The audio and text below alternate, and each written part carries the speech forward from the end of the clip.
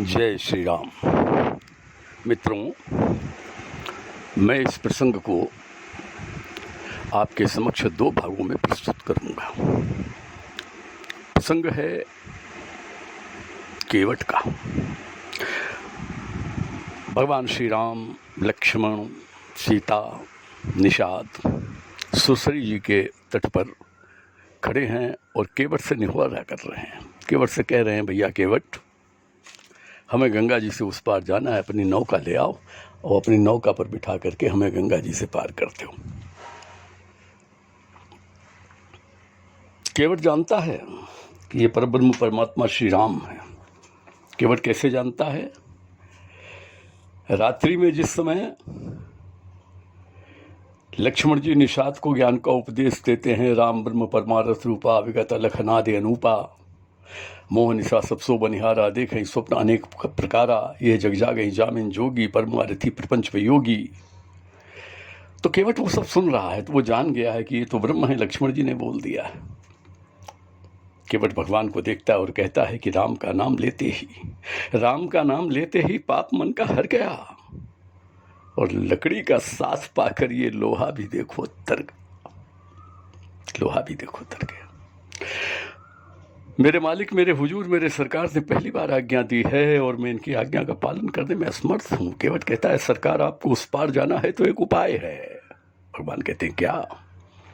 केवट कहता है, यहाँ से थोड़ी दूरी पर गंगा का किनारा है, कमर तक है वहाँ पानी नहीं, वहाँ तीव्र धारा है। जो होगी हानि रघुवर की वो सब मैं पूरी कर दूंगा, और पकड़कर हाथ राघव का स्वतः मैं पार कर दूंगा। सरकार, घुटने तक जल है, हाथ पकड़ करके आपको तीनों को गंगा जी से पार कर देंगे। नाव का चक्कर छोड़िए, नाव पर मत बैठिए। भगवान कहते हैं, नहीं, जाना तो तुम्हारी नाव से ही है केवट। अब तो केवट पशुपेश में पड़ गया, क्या करूं? भगवान कहते हैं, बताओ बात क्या है, शंका क्या है तुम्हारे मन में, बहाने क्यों बना रहे हो? केवट कहता है, अच्छा सरकार पूछते हैं तो कहता हूं, संशय अपना भयभंजन मेरे सन्मुख हैं, तो क्यों रहने दूं भय अपना। मैंने सुना है जादू है राजा जी के पद पंकज में, और पत्थर में जान डालने की है शक्ति महान चरण रज में। सरकार जरा विचार कीजिए, पाहनते न काट कठिनाई, जब पत्थर और शिलाओं पर इसका इस कदर असर होवे, मेरी तो काष्ठ की नौका है, छूते ही छू मंतर होवे। सरकार,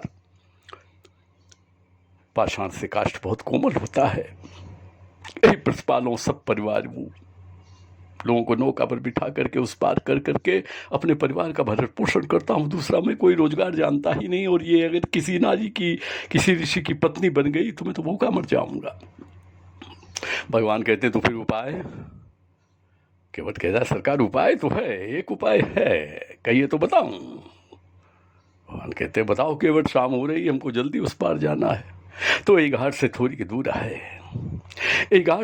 दूर है, कटी लो जल था दिखाई हो जो, और तरनी तरी जाए तो फिर भगवन, अरे घरनी क्यों कर समुझाई हो जो।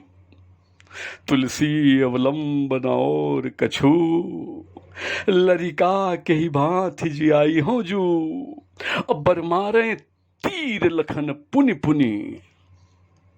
पग धोए न नाव चढ़ाई हो जो। सरकार, आपके पैरों में जो धूली लगी है, वो धूली में बड़ा जादू है। बाल्यावस्था में किसी ऋषि के साथ में जनकपुर जा रहे थे, पाषाण का स्पर्श किया और वो नारी बन गई।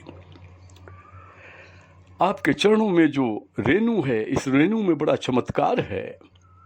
यदि मैं आपके पावन पदों का प्रक्षालन कर लूं तो मैं आपको उस पार कर सकता हूं। भगवान ने कहा, जल्दी करो, मेरे चरण जल्दी पखारो। और चरण जल्दी पखारो तो लक्ष्मण जी क्रोधित हो गए। अरे ये क्या, एक नीच मल्लाह से और प्रभु अपने शरीर का स्पर्श करा रहे हैं। लक्ष्मण जी वक्र दृष्टि से केवट की ओर घूरने लगे। केवट ने लक्ष्मण जी को देखा। केवट कहता है, ओह, इशारा हो रहा है, इशारा हो रहा है, इशारा हो रहा है रघुपत के भाई का बाणों से, और निकल तरकस से जा मिलूं केवट के प्राणों से।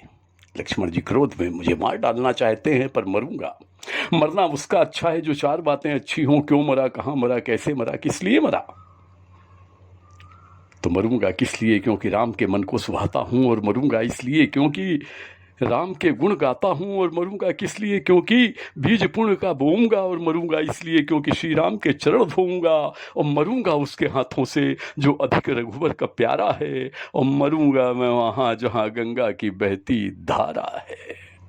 आज यदि प्राण भी देने पड़े तो दे दूंगा मैं, चरणों धोऊंगा। याद आ गया केवट को वो दृश्य क्षीर सागर के अनंत लहलों पर, जब भगवान श्रीमन नारायण शेषशैया पर शयन करते थे। केवट कच्छप था, जब मस्तक की ओर से जाता तो शीशनाग अपनी विषैली फुतकारों द्वारा सागर के अथाह जल में केवट को प्रवाहित कर देते थे। और जब चरणों का स्पर्श करने जाता तो माता लक्ष्मी अपनी ओढ़ने के आंचल से जल में धकेल देती थी। आज शेष भी हैं, नारायण भी हैं, लक्ष्मी भी हैं, और ये कच्छप भी है।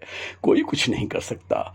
भगवान ने कहा ले आओ केवट, पान कठौता भरी लई आवा।